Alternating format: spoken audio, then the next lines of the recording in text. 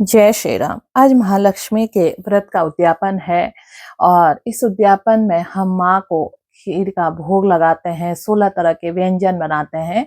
तो इससे संबंधित एक छोटी सी कथा से आप समझ जाएंगे कि माँ हमको धन और वैभव ही नहीं देती है, कैसे हमारा बिछड़ा हुआ प्रेम, खोया हुआ प्रेम, वो भी पूर्व जन्म का भी हमें लौटा देती है। एक बार एक स्त्री ध्यान साधना कर रही थी, अचानक उसके आगे एक पुरुष आता है और वो उस पुरुष में वो आत्मिक सुख देखती है जो कहीं उसके पूर्व जन्म में उससे बिछड़ गया था।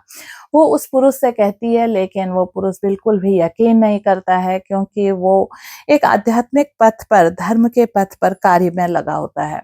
तो अचानक उसको उसी समय माँ महालक्ष्मी के व्रत शुरू होते हैं। वो अष्टमी से अष्टमी 16 दिन का उपवास करती है और इस उपवास में वो माँ से प्रार्थना करती है, माँ गौरी से प्रार्थना करती है कि जिस तरह आपने भगवान शिव के लिए तपस्या करी थी, मैं कई जन्मों से इनकी तपस्या कर रही हूँ। हे माँ, इस 16 दिन के व्रत पूरे होते होते इन्हें मुझसे मिला दीजिए।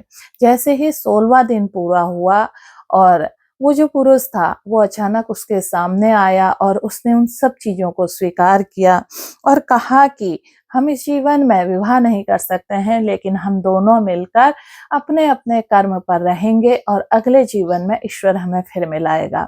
उस स्त्री की आंखों में आंसू आ गए। उसने माँ को धन्यवाद दिया कि माँ, तुम कितनी भोली हो, मेरी इतनी छोटी आराधना से तुमने मुझे मिला दिया, मैं आपको धन्यवाद देती हूँ और हम दोनों पर अपना आशीर्वाद बनाए रखना, हम दोनों आज से आपकी आराधना करेंगे। तो ये है, माँ महालक्ष्मी केवल धन ही नहीं देती है, बल्कि आपके जीवन में प्रेम भर देती है।